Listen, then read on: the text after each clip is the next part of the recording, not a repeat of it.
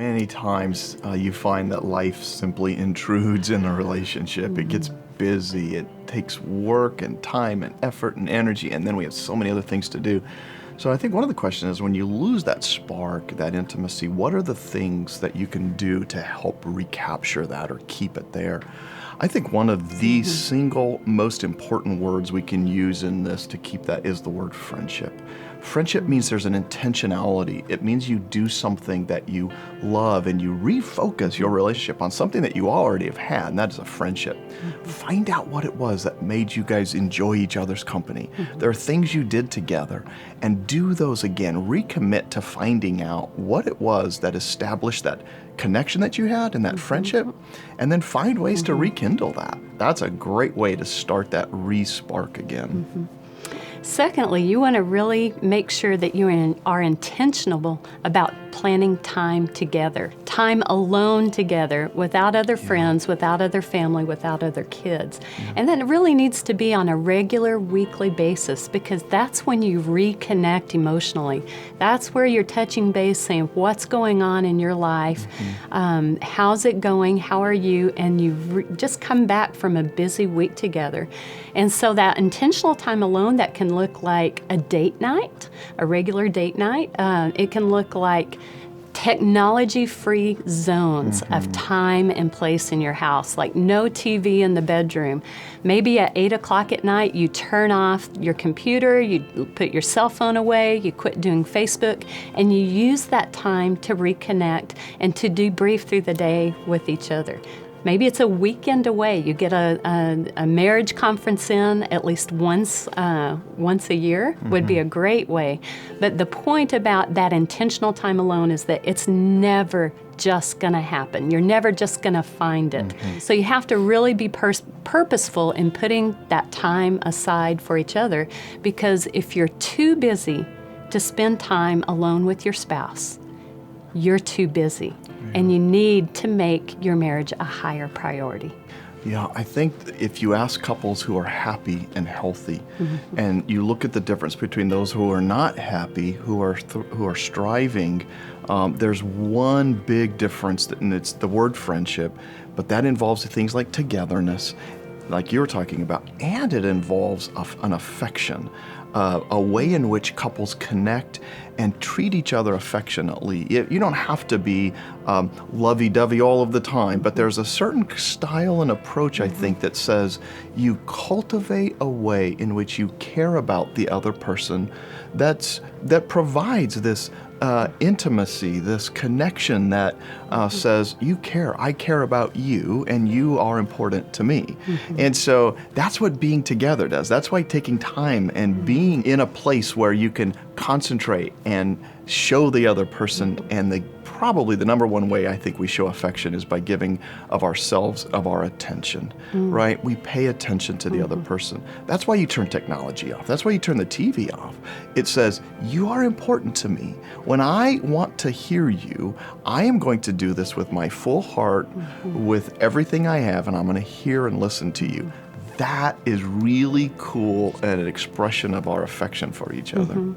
And another key point with that affection is that that also includes showing admiration and appreciation.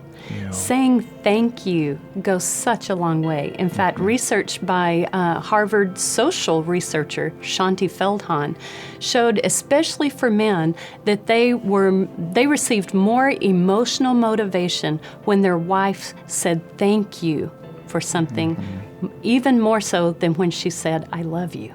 Isn't that incredible? That's just fascinating to me. But the key in doing that is that you want to be specific too. When you say thank you, when you say I appreciate something you did, you want to be specific. Like, Chris, I really appreciated that you took Caroline to school today because my day was really busy and I was feeling real stressed out about it. And I really appreciate that you just volunteered to do that because I know it wasn't easy for your day. So thank you so much. You know, you want to name the specific action and be very specific about it when you say thank you. And that's just part of showing affection for one another. Yeah, so those are the key variables, I think, that separate out couples that are happy and healthy and doing well from those that are not doing as well. And they tend to say, I'm going to make an investment. And they're going to invest, and it's purposeful, right? Yeah. It's effortful. It takes time. I can't be a friend to somebody and just simply hang around and not do anything for them and not think about them. It takes a phone call sometimes. It takes planning out something, and then being purposeful, like you said, in the affectionate realm of being able to show and express our appreciation, our admiration.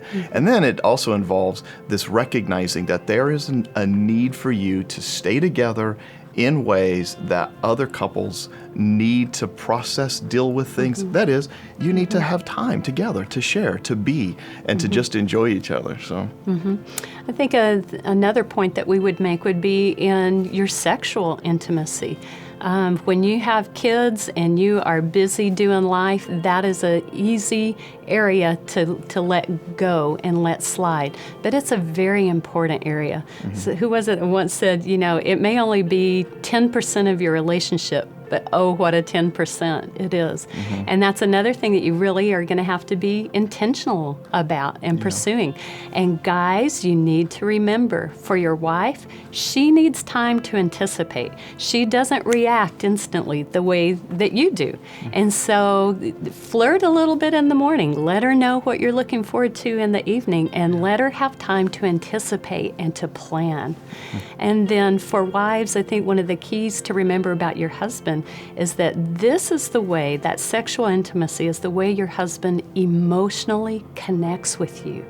That's the way that he feels loved and that he feels desired by you.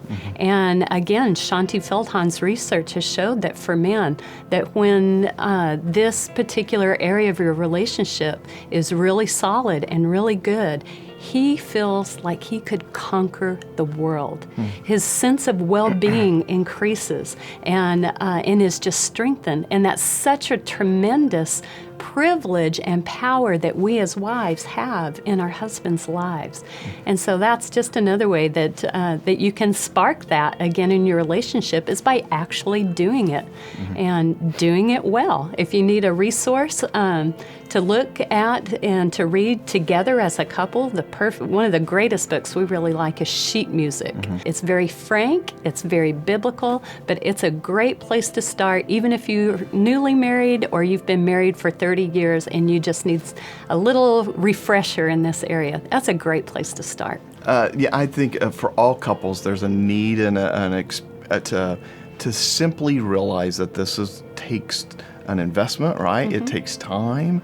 By that, it means plan out, think about these things, the way in which we connect, whether it's emotionally, physically, spiritually, socially. Plan, process, and then just enjoy, right? Enjoy each other's time and company, the thing that you enjoyed at the very beginning. Keep that process going.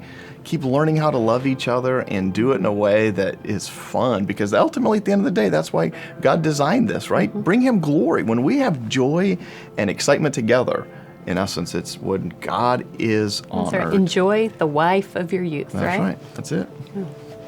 For more information on resources for your marriage and relationships, visit cmr.biola.edu.